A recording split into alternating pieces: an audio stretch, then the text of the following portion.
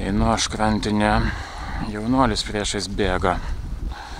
Nuo toli už poros šimtų metrų. Einu aš savo ritmu. Einu, žiūriu, kad aš artėju prie jo. O jis vis bėgdamas, vis pasižiūri į laikrodį, vis pasižiūri. Žinau, ką jis daro. Ir nenustebčiau, jeigu daug kas iš jūsų taip daro. Beje, aš eidamas jį taip įpralenkiau. Ir nieko nepadarysi, čia ne iš piktos valios. Nu, aš negaliu irgi savo tempo tyčia lėtinti. O jūs galit, nes jums tai pasakė kažkoks senis pirdūnas, mafetonas, kuris gyvenime turi būti kilometrų nenubėgo. Aš jums pasakysiu, neklausykite šitų nesąmonių. Čia visiškas absurdas. Bėk lėtai, bėk lengvai,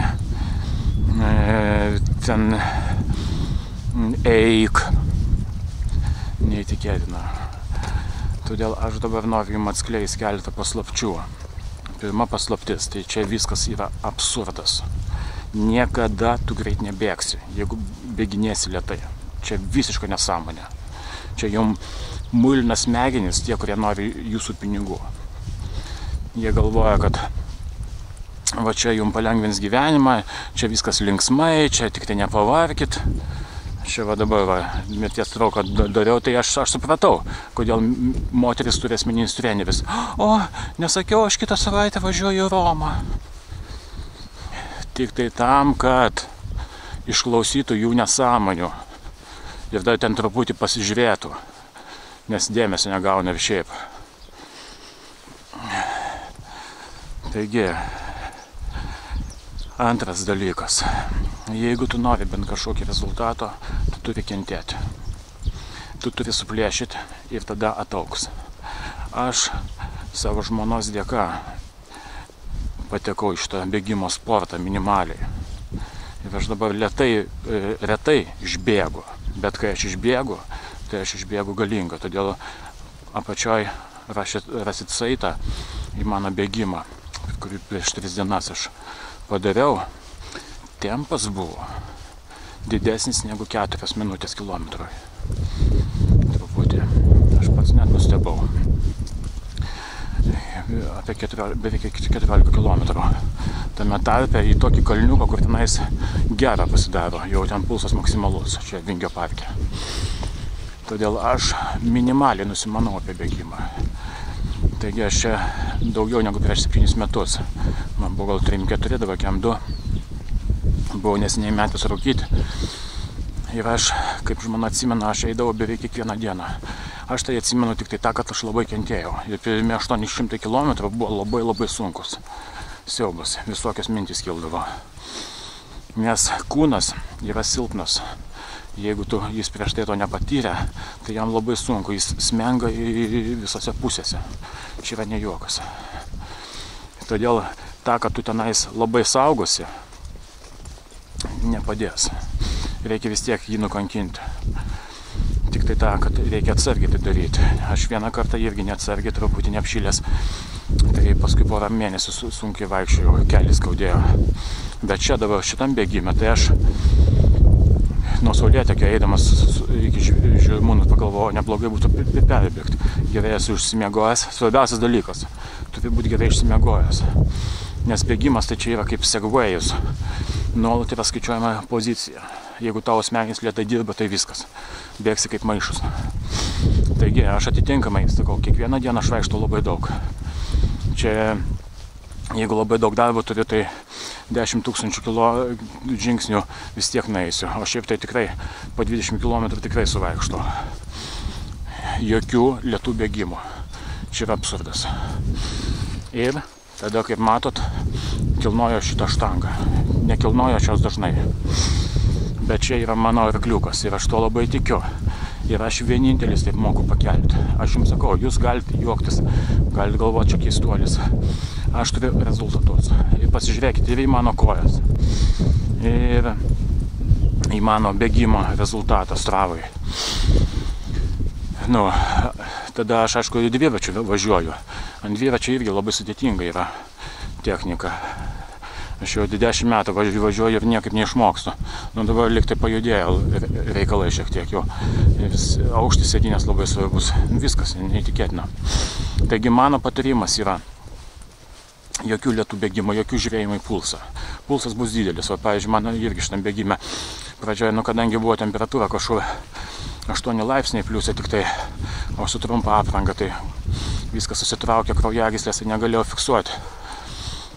Tai ten paskui jau, kai pradėjau fiksuoti, 184. Čia man normalus pulsas. Mano maks 200 siekia ir daugiau gal biški. Tai aš gerai šito pulsu jaučiuosi, čia nesąmonė. Aš irgi kadaise žiūrėdavau į pulsą, galvodavau, oi, pulsas, kaip tu jautiesi svarbiausiai. Šitam bėgime aš dar ką dariau, tai nežiūrėjau į tempą, nes irgi gali numušti, gali apsidžiaugti, gali nuliūsti. Reikia pagal jausmą geriau bėgti. Bėgti taip, kad užtektų. Tada kadensas. Kadensas didelis, nes ir tempas didelis. Bet ką padaryti, kad tai galėtum sau leisti? Tau reikia kojų. Tau reikia didelių, stiprių kojų. Ir čia yra ne juokas. Čia visas šitas, čia bėgsiu lengvai, čia kaip mane styga traukia. Nesąmonė, čia viskas yra absurdas. Čia gėjų išmislas. Aš bėgau turbūt kelias sulenktais kaip koks robotas. Ir kas iš to? Kas čia blogo? Mano rezultatas. Čia rezultatai kalba patys už tave. Čia viskas yra absurdas. Atsiminkit, kojos tai spiroklės. Jos tave stumia.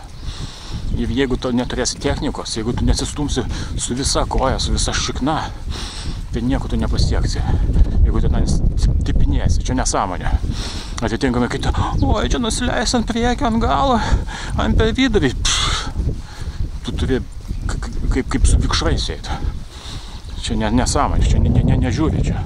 Tik tai tas dalykas, aišku, kad tas būtent tikslumas, kaip, pavyzdžiui, šitam deadlifte irgi labai kenčiu, nes tikslumas yra labai svarbu. Jeigu tu kažką netiksliai darai, tai iš karto labai daug energijos suvartosi. Čia ne juokas.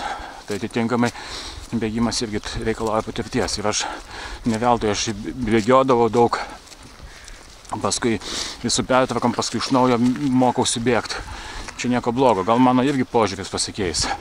Bet dabar, ką aš pastebėjau, tai jeigu turi stiprias kojas, daug vaikštai ir visą kitą darai, tai impulsas yra geras ir tu gali sau leisti. Visas kūnas turi būti stiprus, nes čia jau tokiu tempu, tai tu visas turi atitinkamai vibruoti. Rankos irgi visas turi eiti, labai diktuoti tą ritmą, turi būti stiprias, aš pristraukimus irgi darau beje. Ir tai netgi pasijautė skausmas. Tai čia nėra kalbos. Visas kūnas turi būti stiprus, neturi būti silpnų vietų, nes aš žinau paskui tas jausmas, kai atsijungia kojas ar nuo kūno. Taigi šita patirtis, tą judesį gerai atlikti ir sakau, čia svarbiausia savo stilių surasti. Ir paskui aš sakau, aš viską šitą jaučiau kelias dienas, aš daug valgiau, kai ten sako, čia porą 100 kilogramų padidink, kad augtų raumenys tūkstančiais. Viską iš eilės. Savame, aišku, ne sintetika, bet ar ten babiškas, ar ten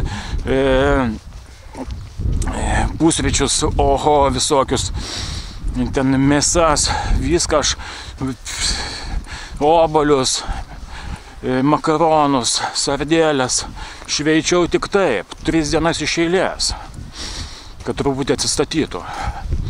Čia matot, toks gyvenimas yra. Čia bodybuilderiai, tai jie tik tai vandenį pompuoja. Tai nesiskaito. O jeigu tu steroidų nevartoji, tai norint, kad kažkas būtų, tai reikia tikrai suplėšyti labai stipriai. Aš nieko nesakau, čia nekaltinkit manęs savo traumam. Aš turiu omeny, kad grinai impulsas turi būti labai stiprus. Čia kitaip nieko nepasieksi. Ir čia viskas daroma ne todėl, kad čia kažkas išsipūstų, bet savaime, aišku, vyksta uždegimas ir vyksta gijimas. Tai aišku, mano kojas irgi, kaip matot, truputį didesnės. Aš, aišku, tuo didžiuojuosi. Nieko nėra gražiau už didelės kojas. Aš jums sakau, aš vieną kartą paskui Pacerį, paskui tą, kuris per lenktynės Nike diktuoja ritmą. Aš pasirinkau tą, kuris per 40. Paskui jį bėgo, tai kojos milžiniškos. Jisai sakė, oi, praškai, man sunku lėtai bėgti. Nu, jis visą laiką filmavo. Tai ką aš jums galiu pasakyti, visi atkrito. Pirmas 2-3 km tai jo, galėjo, kai paskui prasidėjo. O kai išeini tenais paskutinius 2 km, o tavo pulsas jau 200, tada supranti, kad tik pragaras gali būti baisiau. Dėl aš sakau, jeigu ten kažkas iš jūsų esat visokie ateistai, satanistai, tai atsiminkit. Nieko nėra blogiau už pragarą, net duok Dieve. Aš sakau, jeigu jūs netikit Dievu, tai jūs nieko gyvenime paprasčiausiai nematėte. Nes aš jau nemažai mačiau. Vien iš vertimo aš tiek mačiau, kad aš mačiau laiką atsukamą, aš viską mačiau. Ir aš atitinkamai aš visada meldžiuosi, darydamas mirties trauką. Nes aš nesu vertas. Čia yra dovana, čia yra Dievo dovana.